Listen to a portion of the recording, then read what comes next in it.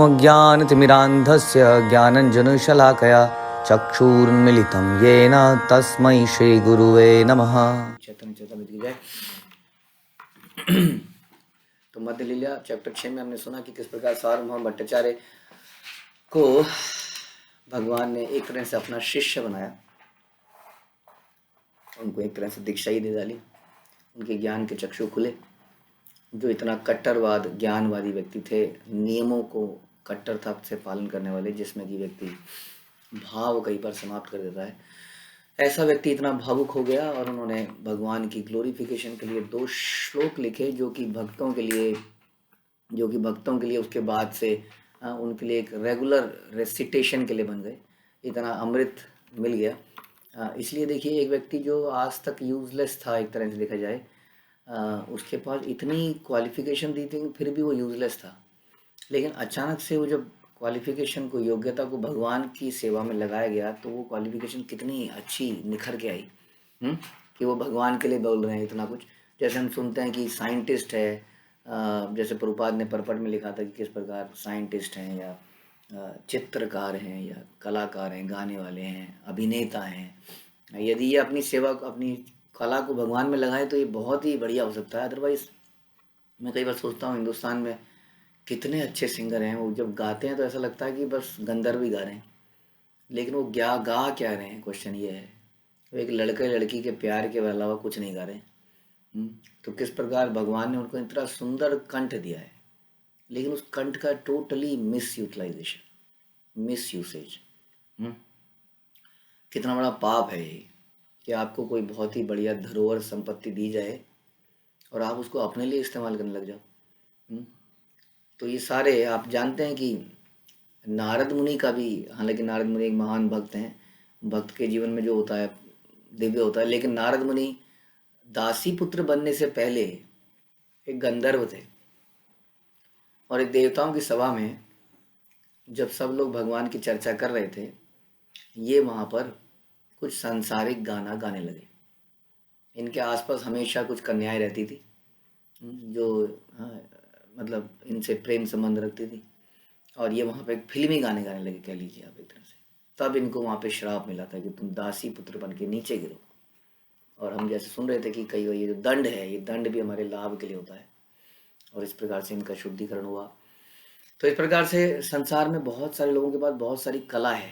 हम जो लेक्चर सुनते हैं, जितने भी लोग, इन लोगों के पास भी बहुत सारी अलग अलग कलाएं हैं। तो सबसे रिक्वेस्ट यही है कि किसी तरह से उनको कृष्ण के लिए इस्तेमाल कीजिए, क्योंकि अल्टीमेटली वो इसीलिए दी गई थी, लेकिन हमने अपना रोटी रोजी कमाने के लिए केवल उसको इस्तेमाल में लाए। तो यहाँ पर सार्वभौम भट्टाचार्य ने अपनी विद्या को जैसी है वो भगवान पे लगाने लग रहे हैं, भक्त बन गए, तो कितने श्लोकों का निर्माण करते जा रहे हैं। और अब उन्होंने ये दिव्य 2 श्लोक रचे। श्लोक संख्या 256। एई 2 श्लोक भक्त कंठे रत्नहार, सार्वभौमेर कीर्ति घोषे ढक्का वाद्यकार। सार्वभौम भट्टाचार्य द्वारा रचित ये दोनों श्लोक उनके नाम तथा यश की घोषणा ढोल की थाप के समान उच्च स्वर में सदैव करते रहेंगे, क्योंकि ये श्लोक भारे सारे भक्तों के कंठ का रत्नहार बन चुके हैं। हमारे कंठ में कई तरह के रत्न लगाए जा सकते हैं। कोई हार पहन सकता है, नेकलेस, 9 लखा हार, ये हार वो हार। हमारे कंठ का रत्न होना चाहिए क्या? हरे कृष्ण महामंत्र, भक्तों का गुणगान, कंठी माला, ये हमारे कंठ का हार है। तो भक्तों के जीवन में ये दोनों श्लोक एक उनका कंठहार बन गए, रत्नहार बन गए। सार्वभौम हैला प्रभुर भक्त एक तान, महाप्रभुर सेवा बिना नाही जाने आन। निस्संदेह सार्वभौम भट्टाचार्य चैतन्य महाप्रभु के अनन्य भक्त बन गए।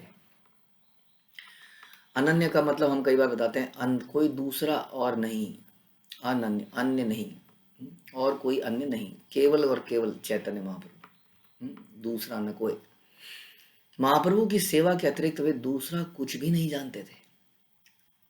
इतना देखिए, जैसे हमने पहले भी सुना था कि इस प्रकार से शुकदेव गोस्वामी, किस प्रकार से 4 कुमार भी जो कि ज्ञानवाद, ध्यानवादी, मायावादी जो भी थे, अलग अलग, ये दोनों तो ज्ञानवादी ध्यानवादी थे, लेकिन अलग कैसा भी व्यक्ति, जैसे प्रकाशानंद सरस्वती है, मायावादी सारे व्यक्ति जब भगवान की दिव्य लीलाओं के बारे में सुनते हैं, भक्ति में आते हैं, पहले भक्ति को निकृष्ट समझते हैं सब लोग।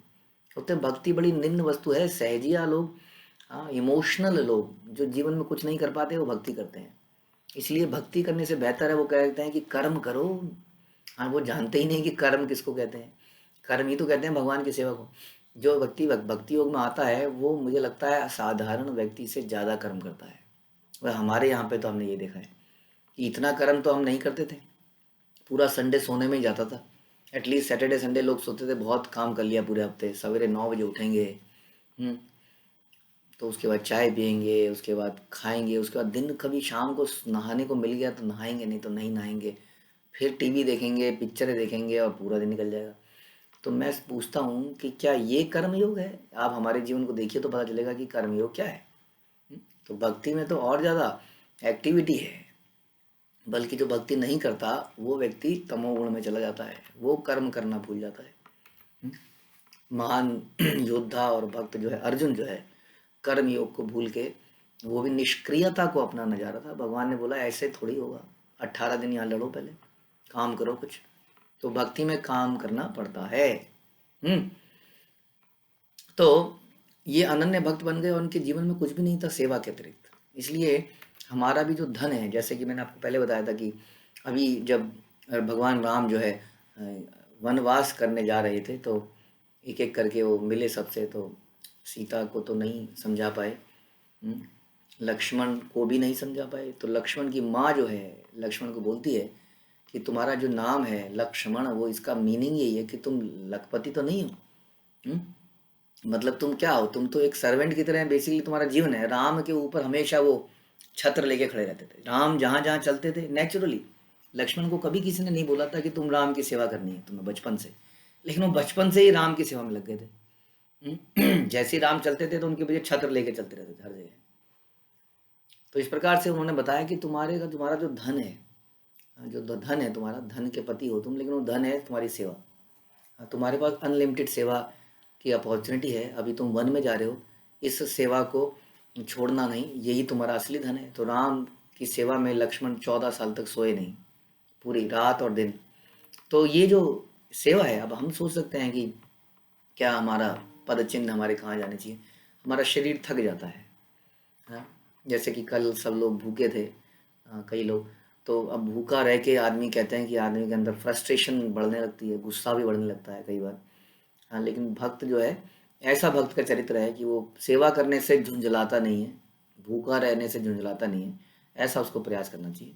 धीरे धीरे इसको बढ़ा सकते हैं, एकदम से तो नहीं हो पाएगा, लेकिन हम कोशिश करें कि सेवा से, भूखे रहने से, सब चीज़ों से हम झुंझलाए नहीं। हम्म, क्योंकि सेवा ही हमारा असली धन है। तो सार्वभौम भट्टाचार्य ऐसे ही व्यक्ति बन गए। श्री कृष्ण चैतन्य सची सुता गुण धाम, एई ध्यान एई जप लया एई नाम।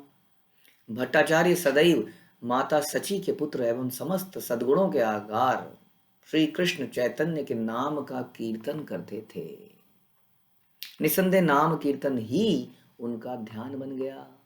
जो व्यक्ति हमेशा वेदांत को पढ़ता रहता था, तर्क वितर्क करता था, आज वो क्या कर रहा है? नाम जप कर रहा है। नाम जप भी लोग संसार में सोचते हैं कितनी तुच्छ वस्तु है। कोई अगर माला के साथ दिख जाता है, खासतौर पे यंगस्टर्स, जवान लोग, तो कहते हैं क्या दकियानुसी, बूढ़ों के चक्कर में पड़ गया क्या? क्या लेके घूम रहा है एक थैली सी। हम्म? यहाँ पे देख रहे हैं सार्वभौम भट्टाचार्य जो बृहस्पति के अवतार माने गए, इतना महान व्यक्ति जो है वो नाम जप रहा है।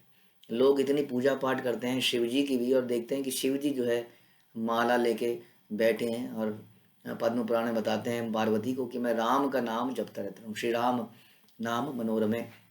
कहते हैं मैं इसी का, ये मनोरम स्त्री, मैं हमेशा राम का नाम जपता रहता हूँ। हम देखते हैं हनुमान जी राम राम जपते रहते हैं। तो सारे महान व्यक्ति तो नाम ही जपते हैं, लेकिन हम पता नहीं कौन सा ध्यान योग करने लगे हैं, कौन सा ये वाली कुंडली को जगा देंगे, ये वाले चक्रा को उठा देंगे, अंगों को टेढ़ा मेढ़ा कर लेंगे। कौन सा योग करेंगे इस युग में, जबकि सारे संतों ने तो नाम का जप किया। एक दिन सार्वभौम प्रभु आगे आइला, नमस्कार करी श्लोक पढ़िते लागिला।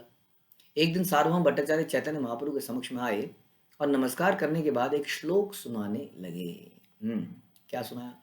भागवतेर ब्रह्मस्तवे र श्लोक पढ़िला, श्लोक शेषे दुई अक्षर पाठ फिराइला। वे श्रीमद् भागवत से ब्रह्मा जी की एक स्तुति सुनाने लगे, किंतु उन्होंने श्लोक के अंतिम दो अक्षरों को बदल दिया। सुनिए। तत्ते अनुकंपा सुसनिक्षमाणो भुंजानेवात्म कृतं विपाकम हृदवाग्व पूर्वी विददंद मस्ते जीवेत यो भक्ति पदे सदाय भाग। ये श्लोक हम आपको कई बार सुना चुके हैं पहले भी, और इसका अर्थ है कि जो आपकी अनुकंपा, कृपा, मर्सी चाहता है और अपने विगत कर्मों से उत्पन्न सभी प्रकार की विपरीत परिस्थितियों को सहन करता है। आपकी अनुकंपा मतलब जो भगवान की अनुकंपा, कृपा चाहता है। भगवान की कृपा क्या है? अभी भी बताया कि वो हमें अपनी दिव्य सेवा प्रदान करें। क्यों? क्योंकि हम उनके नित्य दास हैं, बिना सेवा के कैसा दास। तो ये जो कृपा चाहता है, उनका संग चाहता है, उनकी सेवा करना चाहता है, और अपने जीवन में जो भी ऊट पटांग हो रहा है उसको क्या समझता है कि ये मेरे पुराने किए गए कर्मों का फल है, और उसको बड़े आराम से सहन करता है। कुछ भी हो जाए, किसी ने अपमान कर दिया, किसी ने कुछ दंड दे दिया, गरीबी आ गई, जो मन, वचन तथा शरीर से सदैव आपकी सेवा में लगा रहता है, मन से भी, वचन से भी और शरीर से भी, और जो सदैव आपको नमस्कार करता है, वह निश्चित आपका अनन्य भक्त बनने का पात्र है। ओके। तो सार्वभौम भट्टाचार्य ने भागवत के श्लोक को पढ़ते समय मुक्ति पदे को बदलकर भक्ति पदे कर दिया। ठीक है, जो मैंने आखिर में बोला, जीवेत यो भक्ति पदे सदाय भाग। इसका असली जो श्लोक है वो है जीवेत यो मुक्ति पदे सदाय भाग। तो उन्होंने मुक्ति को भक्ति कर दिया। देखिए कितना बड़ा ट्रांसफॉर्मेशन है एक आदमी के अंदर। जो संसार के लोग मुक्ति मुक्ति मुक्ति, सुना है आपने वर्ड मुक्ति? निर्वाण, निर्वाण सुना होगा, निर्वाण। मोक्ष सुना होगा, मोक्ष। सारा संसार निर्वाण, मोक्ष, मुक्ति के चक्कर में पड़ा हुआ है, जो कि अधूरा ज्ञान है। एक अल्टीमेट ऑब्जेक्टिव नहीं है जीवन का। ये तो सेकेंडरी, ये तो बाई प्रोडक्ट है, बाई प्रोडक्ट। बिल्कुल बाई प्रोडक्ट है। तो यहाँ पर ऐसा कर दिया उन्होंने। तो क्यों किया ऐसा, तो सुनते हैं। मुक्ति का अर्थ है मोक्ष और निर्विशेष ब्रह्म में समा जाना, और भक्ति का अर्थ है पूर्ण पुरुषोत्तम भगवान की दिव्य सेवा करना। तो मुक्ति मिल गई, ये तो कोई आनंद की बात नहीं थी, क्योंकि मुक्ति में क्या करेंगे आप? काम तो कुछ करेंगे नहीं। किसी बहुत बढ़िया जगह में चले जाऊं, काश मैं वहाँ पहुँच जाऊं, काश मैं वहाँ पहुँच जाऊं, लेकिन वहाँ पहुँच के क्या करूँ? वहाँ बस के सोता रहूँ, क्योंकि यहाँ सोने को नहीं मिला। तो कितना टाइम सोएंगे आप? एक दिन सोएंगे, 2 दिन सोएंगे, 3 दिन सोएंगे। हाँ, आपको पता है कि सोते रहने से भी शरीर में बीमारियां हो जाती हैं, कई सारे गांठें पड़ जाती हैं बेड में लेटे लेटे। बीमारों से पूछो, जो 1 हफ्ते तक लेटा रहता बेचारा, उससे पूछो। शुरू में हमें लगता है बड़ा आनंदित जगह होगी जहाँ पे कुछ नहीं करना है, कोई टेंशन नहीं है।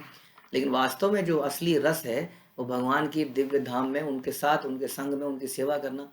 हाँ, और जो भी उनके साथ उनके भक्तिमय कार्य हैं उसमें उनकी मदद करना, जो उनके लीलाएं हैं उनमें उनकी मदद करना, उनके दासों की मदद करना, गोपियों की मदद करना, मंजरियों की मदद करना, ये असली ऑब्जेक्टिव है, ये अल्टीमेट धाम है। शुद्ध भक्ति विकसित हो जाने के कारण भट्टाचार्य को मुक्ति पदे शब्द अच्छा नहीं लगा। अब जब वो समझ गए कि भक्ति सर्वोत्तम है, तो उन्होंने कहा ये मुक्तिवद, इतना श्रीमद् भागवत में मुक्तिवद क्यों लिखा गया है? ये तो ठीक नहीं है। श्रीमद् भाग तो सारे ग्रंथों का पका हुआ फल है, गलितम फलम। तो फिर इसमें ऐसा क्यों है? जो भगवान के निर्विशेष ब्रह्म पहलू का द्योतक है, किंतु उन्हें श्रीमद् भागवत का एक भी शब्द बदलने का अधिकार तो नहीं था। जैसे कि चैतन्य महाप्रभु बताएंगे, यद्यपि सार्वभौम ने भक्ति आवेश में शब्द बदल दिया था, किंतु श्री चैतन्य महाप्रभु ने इसकी संस्तुति नहीं करी। प्रभु कहे मुक्ति पदे यहाँ पाठ हया, भक्ति पदे कहीं न पड़े की तो मारा आशया। श्री चैतन्य महाप्रभु ने तुरंत आपत्ति करी। उस श्लोक में मुक्ति पदे शब्द आया है, किंतु आपने इसको बदलकर भक्ति पद कर दिया। क्यों किया आपने ऐसा? सार्वभौम भट्टाचार्य, आप क्या कहना चाहते हैं? भट्टाचार्य कहे भक्ति सम न है मुक्ति फल, भगवत भक्ति विमुखेरा हय दंड केवल। सार्वभौम भट्टाचार्य ने उत्तर दिया, शुद्ध भगवत प्रेम का उदय जो भक्ति का फल है, वह भौतिक बंधन की मुक्ति से कहीं बढ़कर है। हाँ, तो जो भक्ति है वो बंधन से मुक्ति से कहीं बढ़कर है। जैसे कि कई लोग संसार में कहते हैं, हमारे पास आते हैं, कहते हैं प्रभु जी अपनी शरण में ले लो, बहुत परेशान हूँ अपनी पत्नी से, अपने बच्चों से, घर वालों से, सास बहू की लड़ाई से, इससे उससे, मैं वैराग्य चाहता हूँ, मुझे संन्यास दे दो। ये संन्यास जो है हम कहते हैं, कौन सा संन्यास है? मरकट संन्यास है। जैसे बंदर है जी, बंदर को वैराग्य पैदा होता है, हाँ, अगले दिन फिर से वही कुकर्म करता है। तो ये जो भगोड़ा बनने का जो सिस्टम है, ये भगोड़ा बनने का सिस्टम कभी भी प्रेस्क्राइब नहीं किया गया। ध्यान रखिए, यहाँ पे अपने प्ले में अपने डायलॉग आपको बड़े मुश्किल लग रहे हैं, आप कहेंगे डायरेक्टर साहब मैं नहीं कर सकता, मुझे कोई और रोल दे दो। ये कई बार लोग हमें कहते हैं ये हम नहीं करेंगे। क्यों नहीं करेंगे जी? इसमें भाला पकड़ के खड़ा रहना है, ये भी कोई बात हुई? कुछ दो जिसमें एक्टर का कुछ, एक्टर मेन एक्टर नहीं तो उसका कुछ, क्या कहते हैं उसको, जो पिक्चरों में होता था, पता नहीं कौन, को को को को एक्टर समझ लीजिए, बड़ा इंपॉर्टेंट व्यक्ति होता था जो एक्टर का दोस्त, हाँ, हीरोइन की दोस्तनी, सहेली। तो ऐसा कुछ रोल दीजिए, या इसके डायलॉग बड़े मुश्किल हैं, ये हम नहीं बोलेंगे, हम ये करेंगे, तो ये या हम करेंगे ही नहीं, हम नहीं करेंगे। आपने अ, आपने प्ले की शूटिंग रखी थी और हमें ढंग से इन्फॉर्म नहीं किया, हमने पहले इन्फॉर्म नहीं किया, हम नहीं आएंगे। हाँ, तो कई बार जीवन से परेशान होकर भी व्यक्ति मुक्ति की इच्छा करता है, क्योंकि वास्तव में भागना चाहता है इस सब चीज़ से। जबकि अभी अभी हमने बताया, देखिए श्लोक में अगर मुक्ति होता तो फिर ये क्यों होता कि जो अपने विगत कर्मों को बड़े आराम से, हाँ, झेलता है, ये सोच के कि वो उसके कर्मों का फल है, और इस प्रकार आपकी भक्ति में लगा रहता है, तो फिर अंत में मुक्ति का मतलब ये कैसे हो सकता है? यही चैतन्य महाप्रभु बताएंगे। तो कहने का मतलब है मुक्ति जो है एक तरह का छुटकारा, जो कि अगर यही फीलिंग हमारी संसार में भी है, हम छुटकारा तो चाहते हैं, गर्मी से छुटकारा, सर्दी से छुटकारा, कलेशों से छुटकारा, नौकरी के झंझटों से छुटकारा, लोन की किश्तों से छुटकारा, हम छुटकारा चाहते हैं, और कई बार इस चक्कर में हम मुक्ति की तरफ भागते हैं। इसलिए संसार में जो 4 पुरुषार्थ बताए गए कि धर्म, अर्थ, काम और मोक्ष, उन लोगों का बस यही साइकिल है, और इससे ज़्यादा कुछ समझते नहीं है वो कहते हैं छुटकारा मिले इन सब से, हो गया किसी तरह से, किसी तरह से जीवन ठीक से बीत जाए बस, और उसके बाद मरने के बाद क्या हो जाए? मुक्ति मिल जाए। तो ये जो है, ये बता रहे हैं कि पिशाचिनी की तरह है, ये तो बहुत ही घटिया सौदा आपने कर लिया। जब आपको इतनी अनमोल चीज़ मिल सकती थी, आप इतने सस्ते में छूट गए। तो इस प्रकार से यहाँ बता रहे हैं कि भक्ति, ब्रह्म तेज में समा जाना एक प्रकार का दंड है सार्वभौम भट्टाचार्य का। शुद्ध भगवत प्रेम का उदय जो भक्ति का फल है, वह भौतिक बंधन की मुक्ति से बढ़कर है। जो भक्ति के विमुख है उसके लिए ब्रह्म तेज में समा जाना एक प्रकार का दंड है। जैसे कोरोना काल में हम आपको समझाते हैं, कोरोना से पहले भक्त लोग एक दूसरे से मिल रहे थे, जुल रहे थे, गले लगा रहे थे, कीर्तन कर रहे थे, प्रसाद बना रहे थे, यात्रा कर रहे थे, भक्ति के पद पे थे। अब कोरोना ने क्या कर दिया? सबको मुक्ति के पद पे ले आया। सब अपने अपने घर में बैठ गए, बैठे रहो जी। अब क्या करें? जो आदमी इतना हाइपर एक्टिव थे हम लोग, उन हाइपर एक्टिविटी को बांध के कमरे में बंद कर दिया, सबको बैठे रहो यहाँ। आप सोच लीजिए, ये तो फिर भी यहाँ पे श्रवण कीर्तन है, कुछ कुछ है, कुछ कुछ भक्ति है। अब ऐसी अवस्था समझ लीजिए मुक्ति की है। अब यहाँ पे हमें कुछ काम है, देखिए कहीं ऑफिस में जाना पड़ रहा है, नहीं जाना पड़ रहा, ऑफिस वाले भी नहीं बुला रहे, हाँ, जब तक माना सैलरी मिलती रहे आपको इसी तरीके से, और आपको ऐसी घर में बंद कर दिया जाए, नो कीर्तन, नो यात्रा, नो प्रसादम, इस तरह का, अपने अपने घर में बैठे रहो, मुक्ति पद है, हाँ, मुक्ति को प्राप्त करो। कितने दिन प्राप्त? आपको अच्छी लगेगी, थोड़े दिन में आपको फ्रस्ट्रेशन हो जाएगी, क्या आत्महत्या करने का, निकलो यहाँ से, बाहर निकलो। अब इससे आप समझिए कि भक्ति और मुक्ति क्या है। इसलिए मुक्ति को बता रहे हैं दंड के समान है, ये प्रॉब्लम से छुटकारा नहीं चाहिए, ये तो नेगेटिव स्टेटमेंट है कि how are you sir, I have no problem, we are talking about, you can say I am ecstatic, I am excited, I am motivated, I am inspired. लोग क्या कहते हैं? No problem. तो no problem क्या है? मुक्ति। और inspired, motivated to serve क्या है? भक्ति। ठीक है, तो इस प्रकार से यहाँ पर बोला गया ये एक दंड के समान है। ब्रह्मांड पुराण में श्रील प्रभुपाद कहते हैं, श्रील प्रभुपाद की जय, ब्रह्मांड पुराण में कहा गया है कि सिद्ध लोग में 2 प्रकार के जीव रहते हैं, वे जो पूर्व जन्मों में असुर होने के कारण पूर्व पुरुषोत्तम भगवान द्वारा मारे गए। देखिए बड़ा इंपॉर्टेंट है स्टेटमेंट, कई बार लोग कहते हैं जो असुर मारे जाते हैं उनको भी तो वही प्राप्त होता है, तो फिर क्या फर्क हुआ? पहली बात तो ये कि असुर बन के दिखाइए। प्रभुपाद ने एक जगह बोला कि रावण और हिरण्यकशिपु बन के तो दिखाइए, इतना आसान काम थोड़ी है, टटपूंजिया जेब कतरा थोड़ी बनना है, रावण बनना है, रावण, तभी तो मारे जाओगे। दूसरी बात, अगर मारे भी गए तो कहाँ जाओगे? मारे भी गए तो कहाँ जाओगे, बता रहे हैं कि ब्रह्मलोक या कहीं ना कहीं ब्रह्म ज्योति में चले जाओगे। तो वे पूर्व जन्मों के असुर होने के कारण कुछ लोग ऐसे हैं जो पुरुषोत्तम भगवान द्वारा मारे जाते हैं, वो भगवान के निर्विशेष तेज का भोग करना चाहते हैं। तमसा शब्द का अर्थ है ब्रह्मांड के आवरण। भौतिक तत्वों के परतें ब्रह्मांड को आच्छादित करती हैं। भौतिक तत्वों की परतें ब्रह्मांड को ढक लेती हैं और निर्विशेष ब्रह्म तेज इन परतों से बाहर होता है। समझ में आया? तो निर्विशेष ब्रह्म क्या होता है, यानी कि आपका भौतिक संसार है, पूरा मटेरियल वर्ल्ड, इसके अंदर असंख्य असंख्य क्या है, लोक हैं, इसके अंदर असंख्य लोक। अब इन असंख्य लोगों के ऊपर कहते हैं कि इनके ऊपर हमारे मटेरियल एलिमेंट्स की परतें हैं। ये आपको हमने पहले ही बताया था भागवतम से कि कैसे इसमें एक, जब ये सारा ब्रह्मांड समाप्त होगा, इसकी परिधि आएगी, उसके ऊपर अर्थ की एक लेयर होगी, वाटर की एक लेयर होगी, फायर की एक लेयर होगी, एयर की एक लेयर होगी, ईथर की एक लेयर होगी, उसके ऊपर मन की एक लेयर होगी, बुद्धि की लेयर होगी, अहंकार की लेयर होगी। ये लेयर्स के बाद में जीवात्मा यहाँ से निकलता है। उसके परे क्या है, उसके परे है ब्रह्म ज्योति। तो ब्रह्म ज्योति हमें इसलिए दिखती नहीं है, इस संसार से हमें कहाँ दिखती है, हमें सूर्य सूर्य तारे चंद्रमा इत्यादि दिखते हैं, है ना। ये तो इस भौतिक आवरण के अंदर है, इसके ऊपर तो कितनी लेयर है, इसलिए उसका जो है हमें दर्शन कभी हो ही नहीं सकता है, तो उस प्रकार से ढक देती है। यदि कोई भगवान के निर्विशेष तेज में ही रहने का इच्छुक है तो भगवान की सेवा करने से के अवसर से वंचित रहता है। इसीलिए यहाँ पर अंधकार है। जैसे कि हम अक्सर बताते हैं कि बल्ब को किसी चादर से ऐसे ढक दो तो अंदर अंधकार सा हो जाता है ना, तो वैसे ही ऊपर क्या है, ब्रह्म ज्योति है, लेकिन उसके बीच में इतने सारे आवरण है कि यहाँ हमेशा अंधेरा है, इसलिए यहाँ पे सूर्य की जरूरत पड़ती है। अंदर ही एक लाइटिंग लगानी पड़ती है आपको। Surya is like a light in the house. आप घर के अंदर अगर दिन में बैठे होते हैं, सूर्य की रोशनी नहीं है, तो आपको लाइट जलानी पड़ती है, लेकिन अगर बाहर निकल जाए तो लाइट जलानी पड़ती है नहीं। उसी तरह से इस ब्रह्मांड से जब हम बाहर निकालते हैं तब न तद भाषते सूर्यो न शशांको न पावका।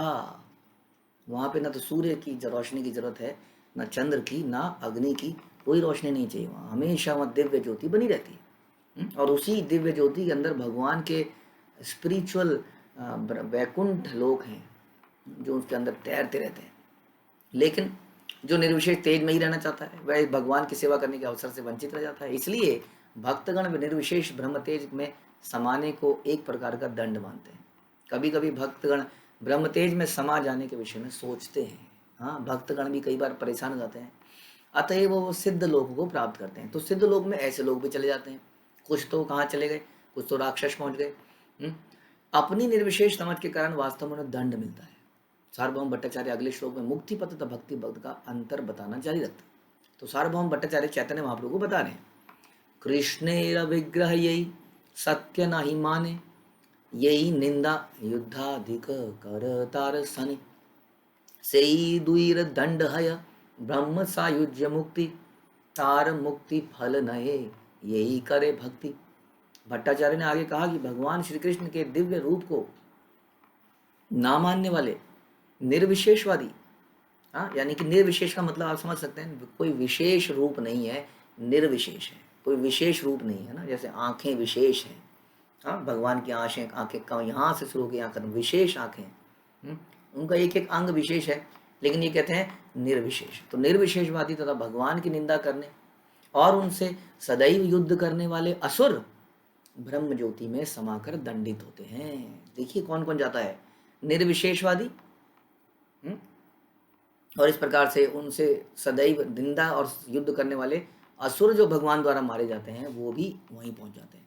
अब अगर आप एक जेल में पहुंच जाओ, आपसे कुछ गलती से कुछ गड़बड़ हो जाए और आप तिहाड़ जेल में पहुंच जाओ, कुछ हो गया आपसे, घर में ऐसा कुछ हो रहा था, आपने दो चार लोगों के सर फोड़ डाले, कुछ कर दिया, किसी को मार डाला, आपको उठा के तिहाड़ जेल में रख दिया, आपकी कोई हिस्ट्री नहीं थी माना क्राइम की, लेकिन जब वहाँ पे आप गए, तो वहाँ पे आपने देखा ओहो, जेल में भी दादागिरी है, हफ्ताखोरी है, पिटाई है, खाना लेने जाओ तो किसी और को देना पड़ता है, ला के लाइन में खड़ा होता हूँ, किसी और को देखता है, यहाँ मुझे मारा जाता है, खूंखार 20 मर्डर किया हुआ व्यक्ति, ऐसे अनेकों जुर्म किए हुए व्यक्ति आपके चारों तरफ घूम रहे हैं। अब बताइए, ऐसी जगह आप तो फिर भी ऐसे नहीं थे, आपसे एक अपराध हो गया तो ब्रह्म ये जो है सिद्ध लोग ऐसी जगह है, बता रहे हैं, बहुत खतरनाक लोग भी वहाँ आपके साथ में होंगे। पता लगा रावण जो है आपके पड़ोस में बैठा है ब्रह्म ज्योति में, ऐसे सिद्ध लोग में, और वहाँ गलती से हम पहुँच गए, इसलिए गलती से भी वहाँ नहीं पहुँचना है। गलती से भी नहीं पहुंचना है। कृष्णेर विग्रह सत्य नहीं माने, भट्टाचार्य ने आगे कहा जो कृष्ण के दिव्य रूप को सत्य नहीं मानता है, निर्विशेष मानता है, और ये सिर्फ निंदा करने वाले लोग, ये सब जो है ब्रह्म ज्योति में जाकर दंडित होते हैं। किंतु जो व्यक्ति भगवान की भक्ति में सेवा में लगा रहता है उसके साथ ऐसा नहीं होता। यद्यपि से मुक्ति है पंच प्रकार, सालोक्य सामीप्य सारूप्य साष्टी सायुज्य आर।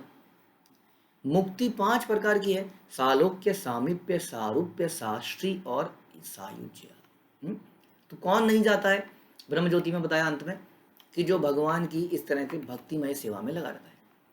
कैसे हम भगवान की सेवा में लगे? देखिए अभी तो हम गए नहीं है, जब जाएंगे तभी तो सेवा करेंगे।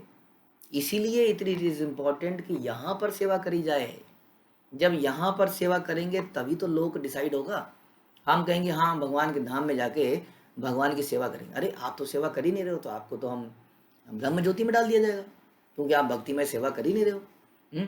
ना तो आपका जप में मन है, ना कीर्तन में, ना श्रवण में मन है, ना भक्तों की सेवा में मन है। हम कह रहे हैं कि बस एक बार यहाँ से छूट जाए फिर भगवान की सेवा करेंगे, ऐसा नहीं है।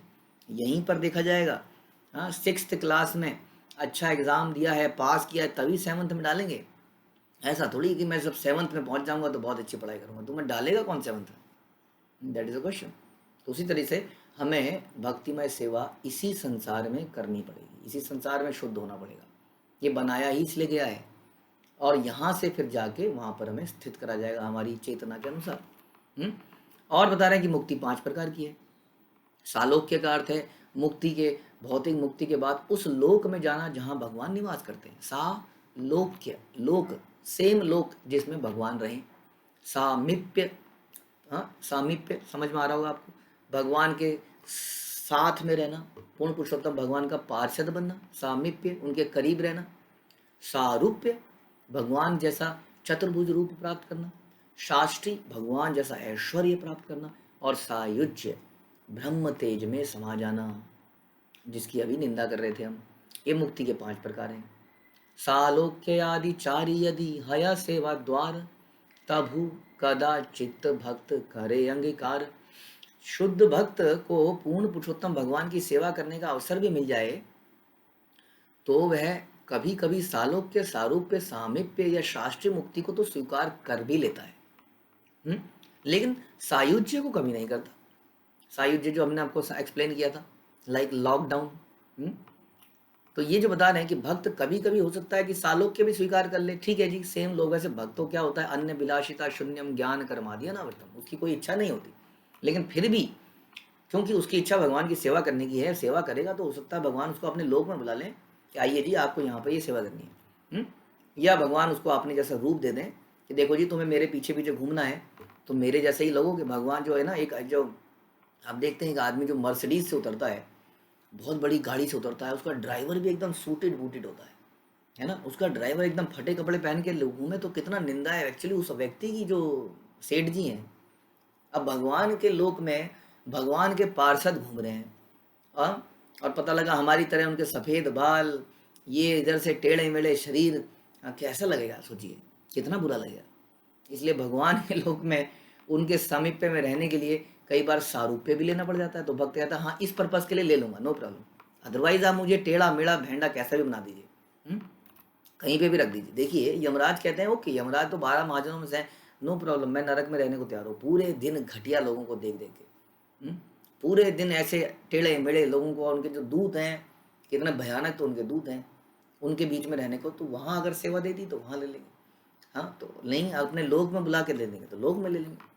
तो ले लेता है कई बार सारूप्य, सालोक्य, सामीप्य, साष्टी, हाँ, किंतु सायुज्य को कभी नहीं, क्योंकि उसमें सेवा नहीं रहती।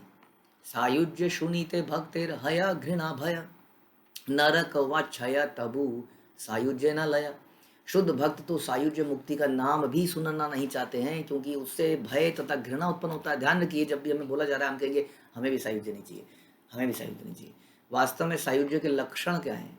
जब हमें एकांत अच्छा लगता है, एकांत का मतलब हमें भक्तों के साथ भी अच्छा नहीं लगता है, एकाकी भक्ति करना चाहते हैं, जबकि भक्ति संग में करी जाती है।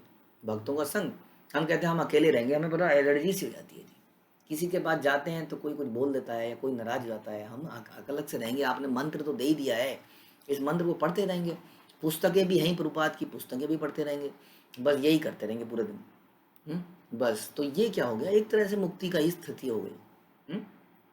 ठीक है, समझ में आ रहा है? तो ये जो है हमें पता ही नहीं चलता कि हमारे अंदर भी इसी तरह के लक्षण हैं। जब हम भगवान की सेवा करते हैं तो उसमें कुछ ना कुछ तो होता ही है।